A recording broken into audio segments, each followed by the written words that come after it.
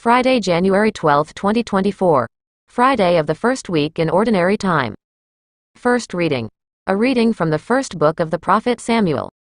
All the elders of Israel came in a body to Samuel at Ramah, and said to him, "Now that you are old, and your sons do not follow your example, appoint a king over us, as other nations have, to judge us." Samuel was displeased when they asked for a king to judge them. He prayed to the Lord, however, who said in answer, "Grant the people's every request. It is not you they reject, they are rejecting me as their king." Samuel delivered the message of the Lord in full to those who were asking him for a king. He told them, "The rights of the king who will rule you will be as follows. He will take your sons and assign them to his chariots and horses, and they will run before his chariot. He will also appoint from among them his commanders of groups, of 1,000 and of 100 soldiers. He will set them to do his plowing and his harvesting, and to make his implements of war and the equipment of his chariots. He will use your daughters as ointment makers, as cooks, and as bakers. He will take the best of your fields, vineyards, and olive groves, and give them to his officials. He will tithe your crops and your vineyards, and give the revenue to his eunuchs and his slaves.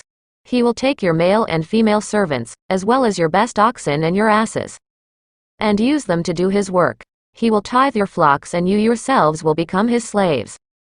When this takes place, you will complain against the king whom you have chosen. But on that day the Lord will not answer you." The people, however, refused to listen to Samuel's warning and said, "Not so. There must be a king over us. We too must be like other nations, with a king to rule us and to lead us in warfare and fight our battles." When Samuel had listened to all the people had to say, he repeated it to the Lord, who then said to him, "Grant their request and appoint a king to rule them." The word of the Lord. Responsorial Psalm. Let our response be, "Forever I will sing the goodness of the Lord." Blessed the people who know the joyful shout. In the light of your countenance, O Lord, they walk. At your name they rejoice all the day, and through your justice they are exalted. Response. Forever I will sing the goodness of the Lord. For you are the splendor of their strength, and by your favor our horn is exalted. For to the Lord belongs our shield, and to the Holy One of Israel, our King. Response. Forever I will sing the goodness of the Lord. Gospel reading. A reading from the Holy Gospel according to St. Mark. When Jesus returned to Capernaum after some days, it became known that he was at home. Many gathered together so that there was no longer room for them, not even around the door, and he preached the word to them. They came bringing to him a paralytic carried by 4 men. Unable to get near Jesus because of the crowd, they opened up the roof above him. After they had broken through, they let down the mat on which the paralytic was lying. When Jesus saw their faith, he said to him, "Child, your sins are forgiven." Now some of the scribes were sitting there asking themselves, "Why does this man speak that way? He is blaspheming. Who but God alone can forgive sins?"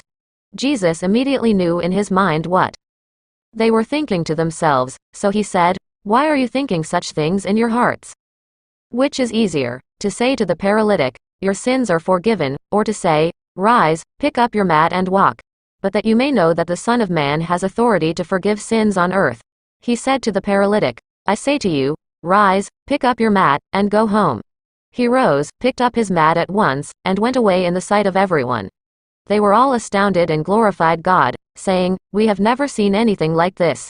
The Gospel of the Lord.